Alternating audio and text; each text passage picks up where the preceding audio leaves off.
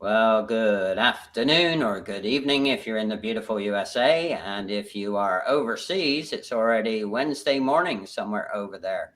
And I am Bruce. Mr. Simpler, Faster, Better is what I do. And most people on LinkedIn know me now as the guy in the blue shirt. And I am blessed and honored to have been introduced by Claudia Wyatt to Jeff. So, over to you, Jess. Say hi, a few words about where you're at, and we'll get going on our lively convo here. Awesome. No, thank you so much for having me, Bruce. I really appreciate it.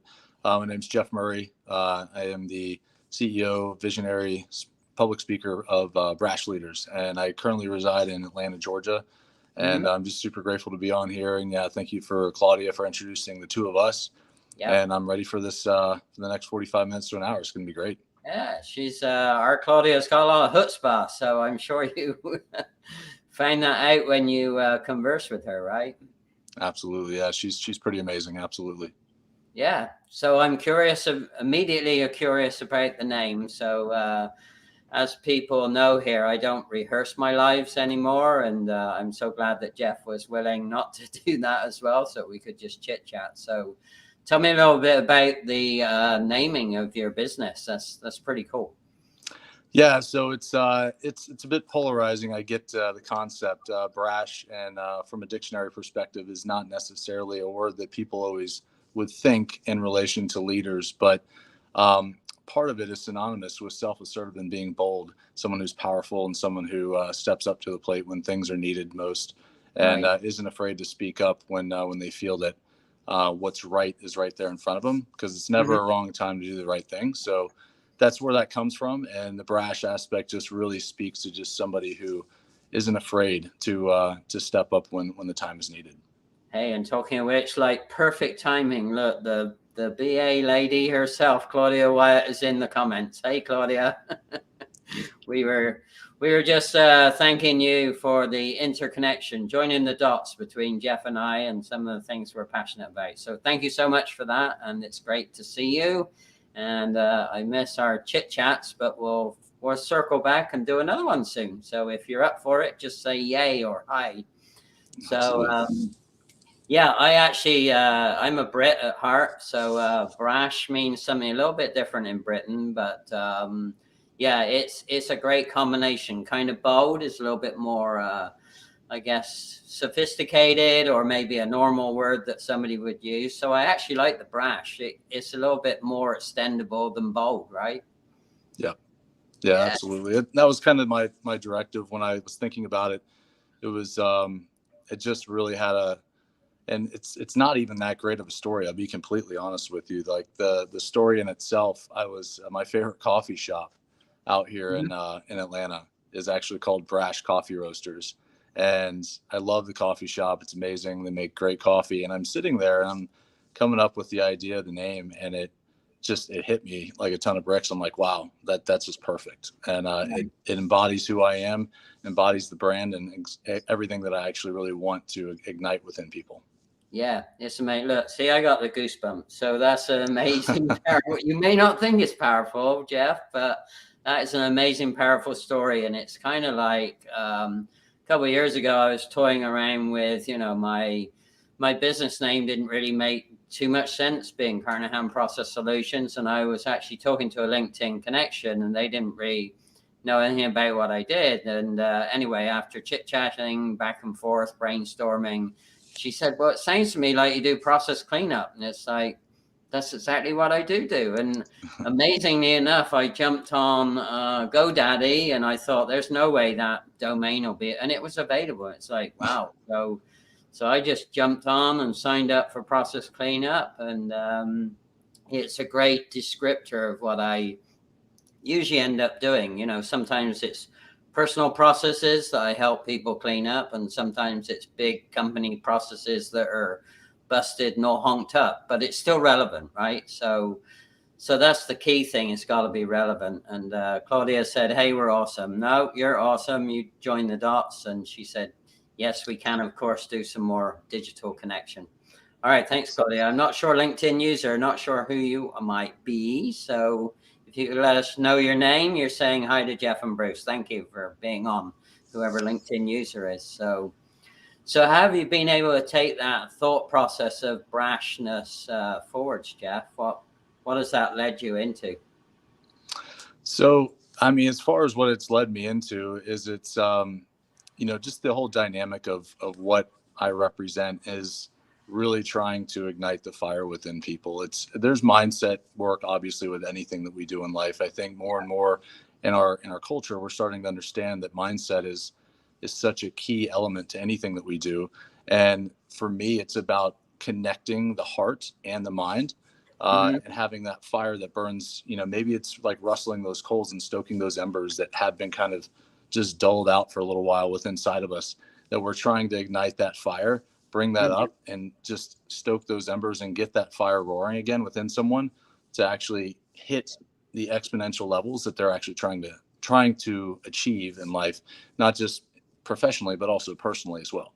Right. Absolutely. Yeah. I mean, it's, I love your analogy, stoking the coals, right? And I was actually brought up in a household a long, long time ago, and that was our only source of heat and power. So, right. So yeah, it's, people don't always realize that, from older communities in other countries that, coal and the meaning of that was so special. I mean, it was crucial. We used to hot water, a little bit of heat, and we used to cook from it. So, it's pretty important. It's a pretty important basic carbon element for sure, right?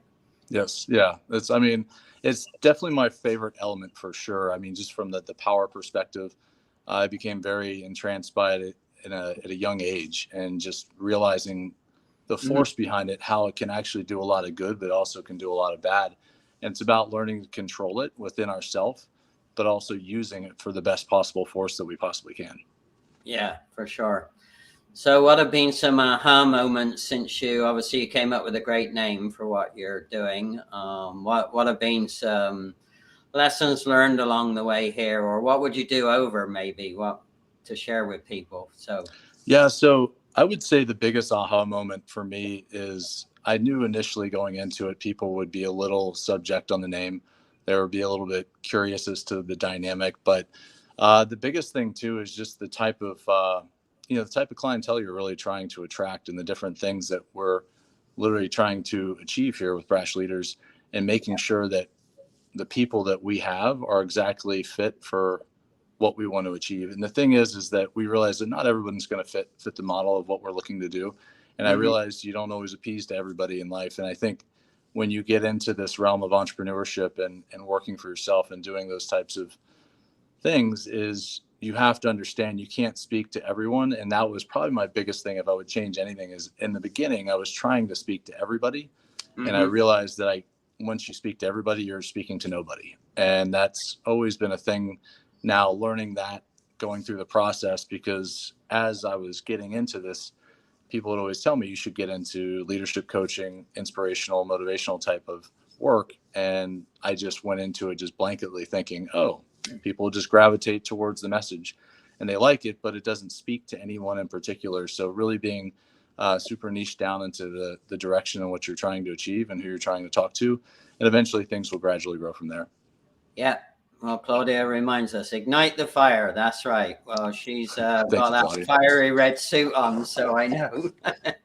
I know she loves to ignite the fire in her world. And so it's interesting, the niching down. In fact, you took the very words right out of my mouth. And even though, we're all fairly smart people, it takes a while to figure out what niching down is. And I don't know if you're aware of this, but what I find that for all of us within our niche, we're only going to appeal to about 8 to 10% of everybody that we ever talk to, anyone that ever sees us or looks at our stuff. It's never going to be a large blanket marketing job. It's got to be.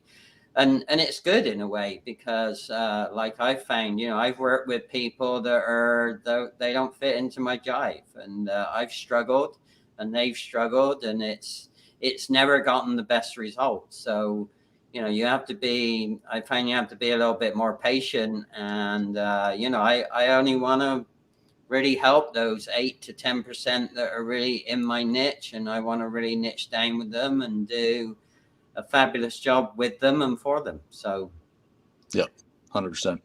Yeah, so that is a big lesson to be learned, and I think Claudia says, yeah, oh, brilliant. Okay, hey, she's learning English words now. Come on, Claudia.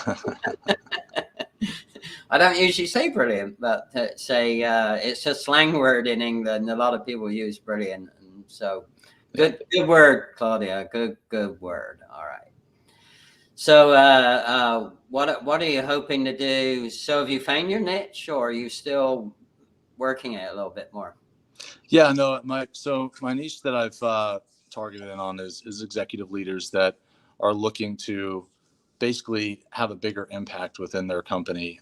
People that are trying to not only grow the company and grow the culture within the company, but also within themselves. Because what I've found is that through life, we always either tend to focus on work or our personal life. So either way, we're going professional or personal. We never really think about how the two parallel together in such a harmonious way, where we can really utilize the same type of techniques and utilize those not just in our professional life, but also our personal life.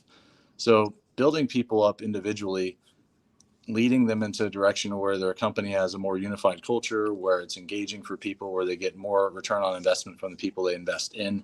And then from there, of course, those skills that they do learn, one of the things I try to talk to people about is the mindset of taking what they've learned there and also implementing it into their daily routine of being at home and also within their communities to make a larger impact.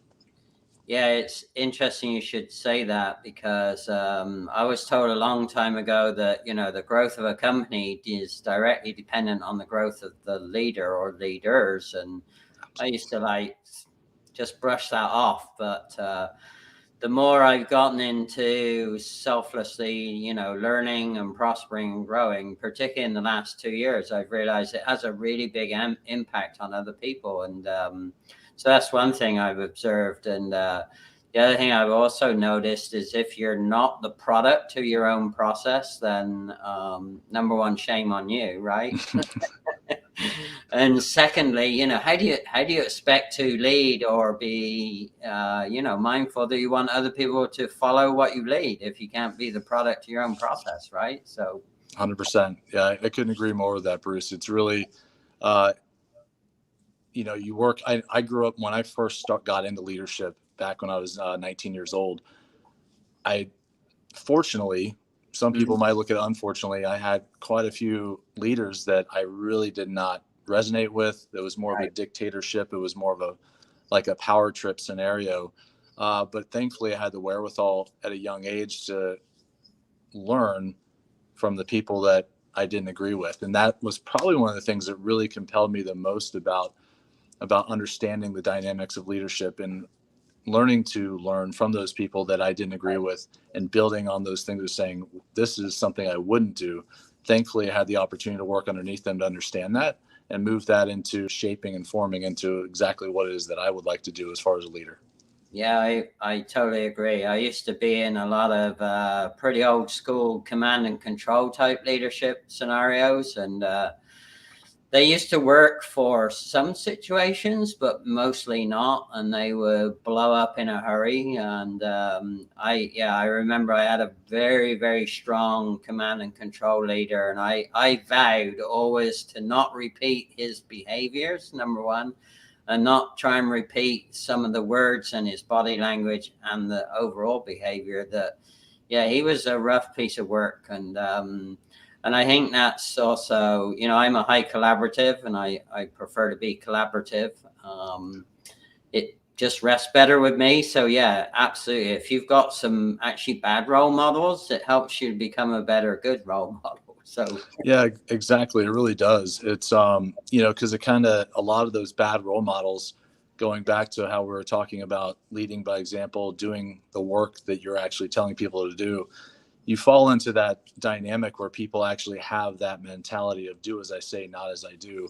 Right. And that's one of the worst things you can ever do as a leader is actually have that kind of precedent set throughout the organization or your team, whether it's a sales leader or someone who's actually in an executive leadership role. It's doing a do as I say, not as I do. And that just starts to have that trickle down effect where engagement and just culture in itself starts to really wane. And next thing you know, people just start to exit and you have high turnover and it becomes a mess. Yeah, high turnover is one of those hidden, not so well publicized until recently issues. And it's a savage cost, and it's a savage dwindling down of the culture that, it takes a long time to build a culture. And I always remind people that, culture it doesn't just live in the people, it lives in the walls, the floors, the atmosphere. And it takes a long time to build what you really desire, but it only takes a few moments to totally destroy it if you're not careful. So, absolutely. Yeah. So what would you say is your jive then in terms of, what's your leadership preference, and what are you hoping to set up with your brash leaders? So the biggest thing I'm hoping to set up with in my biggest drive is really focused around culture and people getting to the point of understanding that, we live in a different time today. Like the world is changing and ever changing dynamically. And we just really need to start focusing in every single day on what makes the company go, what makes it tick, what are our morals, what are our ethics, what are our values, where are we looking to take this, and does it resonate and does it correlate with exactly the mission of the company. And I see so many times where that can get so skewed, whether it's just one person in the organization that's pushing and pulling in a certain direction, and it's polarizing to what the actual direction of the company is.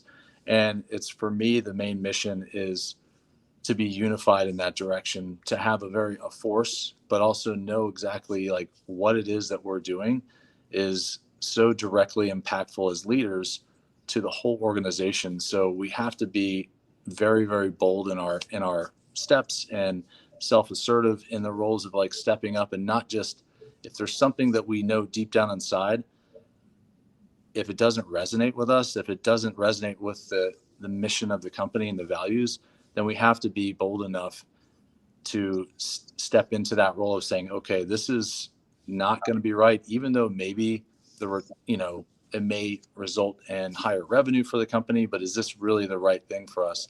And whether that's involving people or just the total direction of the company. And I think for a lot of people, we get lost in the concept of wanting to exponentially grow the business, but that's always going to happen if we treat the people right and if we stick true to our values and move the needle forward with that aspect. Right. Yeah. So Matt Taylor just jumped on. I think he's probably one of your key connections. So hi, Matt. And yes, it is a huge cost. And thanks for the compliment on the question.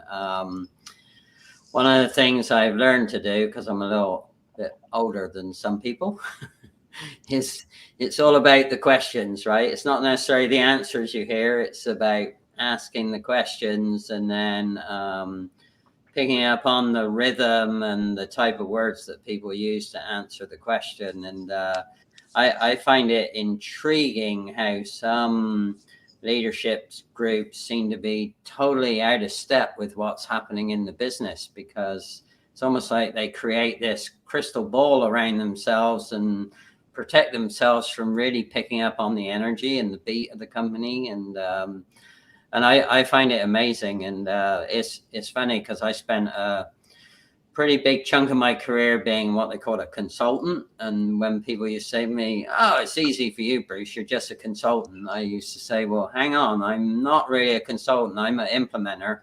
And, consultants don't really get to the heart of things sometimes. So I like to get in, roll my sleeves up and do the work alongside the people doing the work. And that's when you really find out what's really going on. And what are your thoughts on that?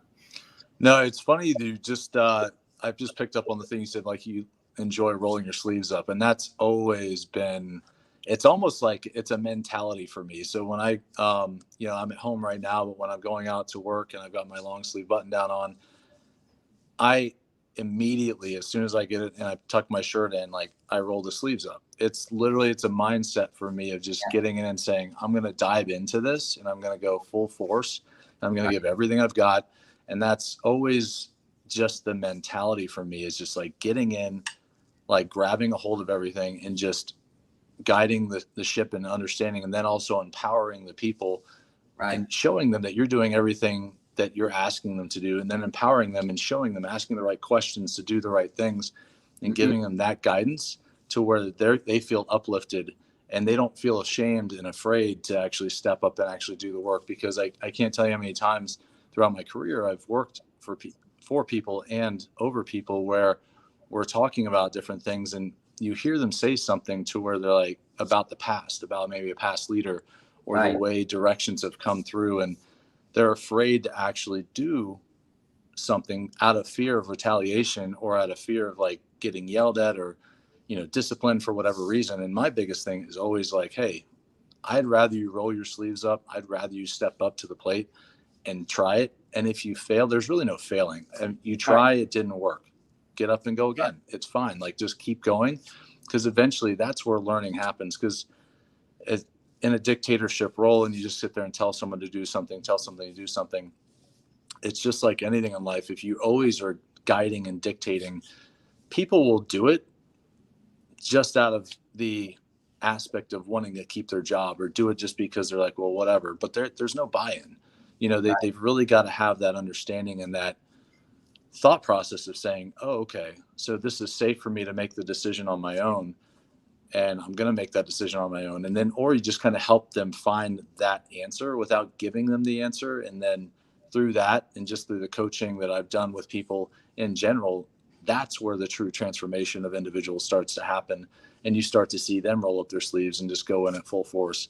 And that's where the culture and the building and everything starts to exponentially grow. And your return on investment of the people you've invested in starts to take a whole nother level. Yeah. Well, you got to build the framework that it's okay to fail, but fail forward, right? As long as you do, you know, if you do fail, do the lessons learned, and do a little Q&A and figure out, okay, what shouldn't we repeat, but, you know, what did we learn? And, you know, fail forwards, right? Fail forward, fail often, fail forward, and just keep moving. Yeah. And do it fast, especially if you're in a big transformation. 100%. Make sure you don't hang out too long in the quagmire, right? Or in the mud, right? Yeah. I mean, there's nothing good going on down there. So it's like, just get up, brush yourself off, and just keep going. Right. Yeah. So it reminds me of a story. One of my favorite tricks is, particularly in high transformation cases, which I've done a bunch of before, but one of my favorite tricks, once I built the trust of people, and you can't do it until you build the trust, is that I'll actually show up in the workplace in the oldest clothes I can, and, you know, incognito, as it were, and I will go move the trash and brush the floors and clean the toilets for just one day, and I'll say to people, I'm not the leader today. You know, don't come ask me any questions about no decisions. You have to figure it out. And people are always shocked and amazed that, you know, I'm willing to do that. But you learn one heck of a lot about how the company or business really runs when you become the janitor for the day, or just, you know, the person that's moving all the waste around for the day. It's phenomenal what you'll learn about the people and the process, for sure. Oh yeah, definitely. One of my favorite stories of a leader is John Wooden is very well known. You know, the NCAA basketball coach is very well known for being at the court before anybody else, sweeping the floors, cleaning the floors. And people are like, what are you doing? Like, you're the coach. And he's just, his motto was always, he was not above anybody else. He was just there. And that role model and that leadership, you know, you think about that back when he was a coach, you know, decades and decades ago. I mean, that was so like forward thinking for that time frame, and just amazing. And I mean, and it showed in a success. I mean, however many was it, like, I think they won like 11 out of like 13 years at UCLA. It was something crazy like that, where it just goes to show what the impact he had on people just because he was so humble. All right. Well, our buddy Claudia left the feed. Thanks for being on. I'm sure she's always super busy. She has back-to-back activities. So Absolutely. Awesome. Thanks for being on, Claudia. And, yeah, I'm glad she could jump on. That's awesome. Oh yeah, for sure. She's come a long way in the time that I've known her, for sure. She's come a long way, and amazing individual. What great role model herself in terms of you know, rolling her sleeves up and getting into it and figuring out what the real issues are, and just really listening to the people in the team. That's the key to it. Yeah, I love what she stands for. So. All right, Mr. Abraham. Hey, Abraham. I've not seen Abraham for a while. We used to network a little bit more closely when I was in California. So welcome, sir. And we used to do a bunch of LinkedIn locals virtually when we couldn't do LinkedIn locals in person.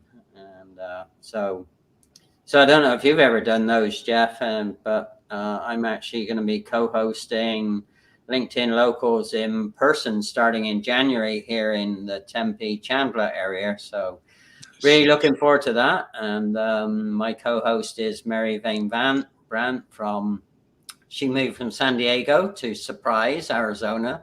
Yes, there is really a city called Surprise, Arizona. I thought everyone was teasing me and they said Surprise. And it's like, but there is really a city called Surprise, Arizona. So nice. Yeah, I'm not familiar with the LinkedIn local stuff, but yeah, that sounds awesome. I love that. Yeah, cool. Yeah, we're teaming up, and we get we're in our first host place is called the Sleepy Well, so that's kind of a fun. they're a great local business, and they have a nice patio so that we can observe, you know, social distancing if people are still a little bit concerned about that. And yeah, so LinkedIn locals. Just for those of you that may be watching this and don't know what they are, it's an in-person event. We obviously market a lot on the LinkedIn platform for people to attend.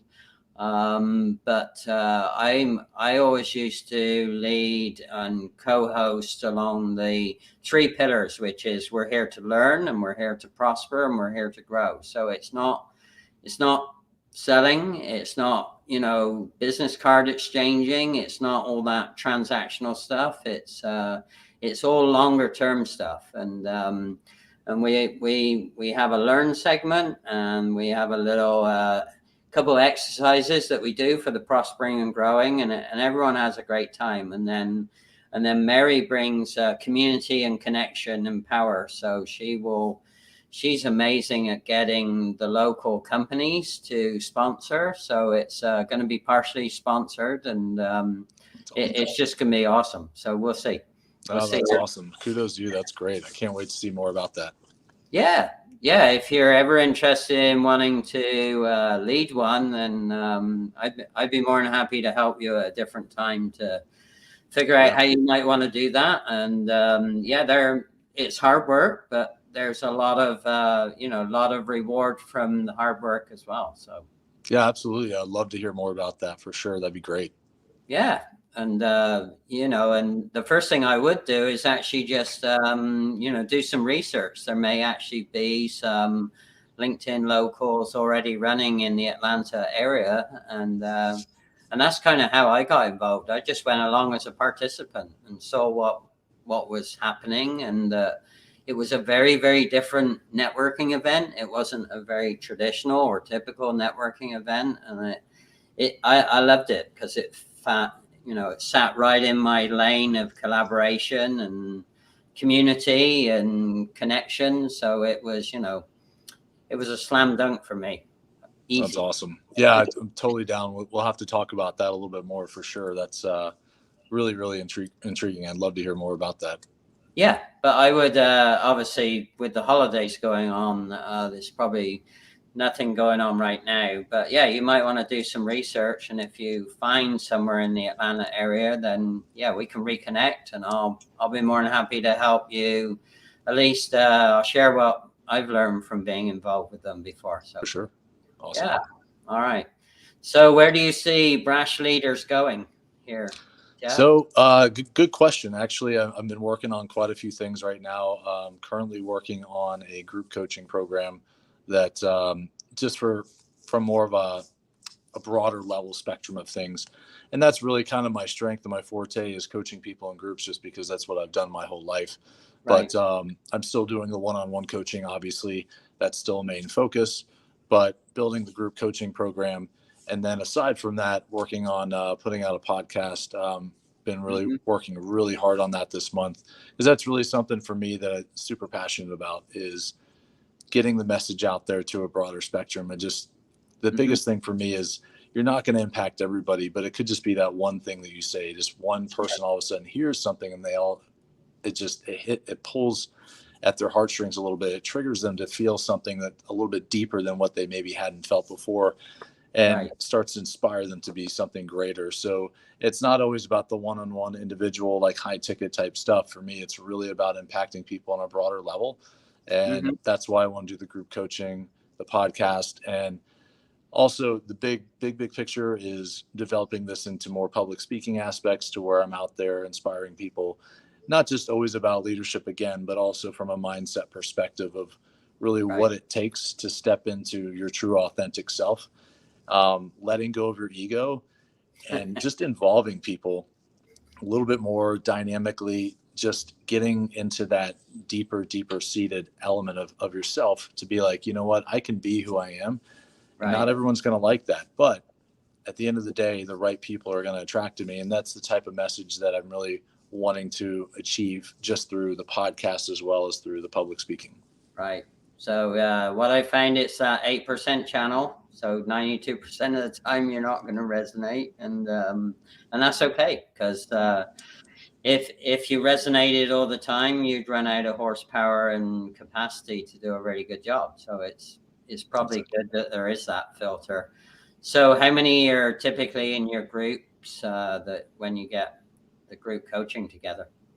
So yeah, I mean, the group coachings are going to be anywhere between it could be as small as 10 people on up to 50 is typically the way I'm looking at it from this perspective right now. Now, eventually it could get a little bit bigger, but I think I would cap it off at 50, just because that could get a little too large, just depending on the situation. I want everybody to be able to get the full info and insight within it. Eventually it's going to be an evergreen situation, to where some people could actually come in and just tap into the vault at any given time, just to kind of rehash and look at anything. And once they actually are in and they're in the program, they'll have full access for the lifetime of the program to access those tutorials at any given point, just as refreshers. And also, if they ever want to chime in, like as I continue to do each program at different stages, it's right now set at an 8-week program once it's developed. And if they ever want to chime in on other ones, just to kind of see and kind of listen, by all means, they'll be able to do that too at the current process that I have. Awesome. So it's not industry specific. It's very open. Yeah, definitely not industry specific. So, and the whole concept too is it's going to be for more like executive leader type situation. But a lot of it that I've been finding, and the feedback I've been getting, is people are like, well, I want to get into leadership. So is that, would this program be for me? Absolutely, it would be, because, the pillars that I'll be talking about, the things that I'll be coaching people on within the program, are all going to be relevant to anybody who wants to step up to that next level, to be the best version of themselves. It's really just not only about being a leader at work, but also your self-leadership as well. So it's going to be, the pillars are going to be very subjected to the point of where anybody can truly benefit from them if they're wanting to step up to that leadership level, just in life and in general. Because as we talked about earlier in the conversation, what we do in our daily routine and our daily life has a direct reflection on how we actually act within our professional life. Absolutely. It all starts with self, and those people that believe you can just wave a magic wand and make that happen, it's not going to happen. Exactly.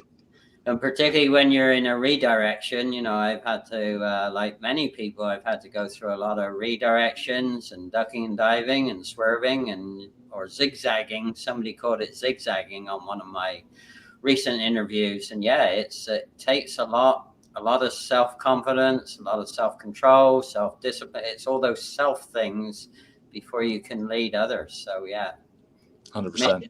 Mission critical. Yeah. All right. So what's the best way for people to reach out to learn more, Jeff, from you? So obviously I'm here on LinkedIn, Jeff Murray. People can reach out to me there. I'm also on Instagram at the Jeff Murray. Okay. So that's easy enough to find me. It's just super simple. I did it that way so people could find me really easily. And the website's actually being built right now as we speak as well. So working on the website. And again, once the podcast released, I'll be having information on that within LinkedIn and on Instagram as well. So they can reach out to me, those different directives. All right. Well, remember the date and time, because, feel free to come back in and add additional information to the comments. And because the recordings stay on, my profile for quite a while. So you can pop back in and add that. And, we'll just go from there. And yeah, if you're seeing this as a recording, if you haven't hopped on to make commentary, thank you, LinkedIn user, whoever you might be. But yeah, great to have you. So if you want to say who you are before we hop off the live here, that would be awesome. If not, you can pop it in the replay. It will be up on my profile for a while. So awesome. Yeah. All right. And so my little shameless plug, I already talked about LinkedIn Local, and that's January 25th, 2022 in Chandler at the Sleepy Well. I still love the name of the place.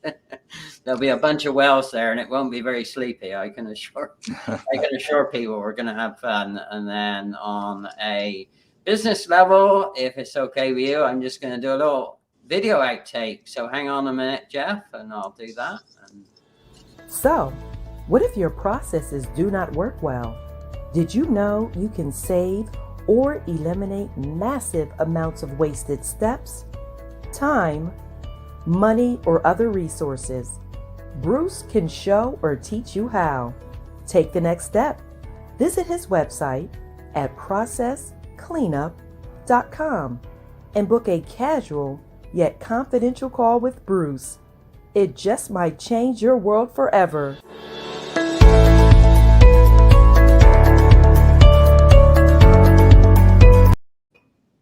Yay. Trina Poole. Just want to give her a little shout out. She's got an awesome voice. So if ever need voiceover work done, her voice is way better than mine. So yeah, I met her through a connection, and yeah, it's a powerful platform here for sure. So as you already know. So again, big shout out to Claudia Wyatt, who thought about introducing us. So I think she was spot on, don't you, Jeff? Yeah, absolutely. No, great connection, and I'm super grateful to be connected to you now, Bruce. And yeah, thanks to Claudia for sure for introducing us. Yeah, all right. Well, stay in touch, man. Hang on, and I'll let you know how I can get you everything from today's recording. Likewise. Yeah, I'm looking forward to staying in touch too. All right. Good night, everybody. Thanks again. Bye.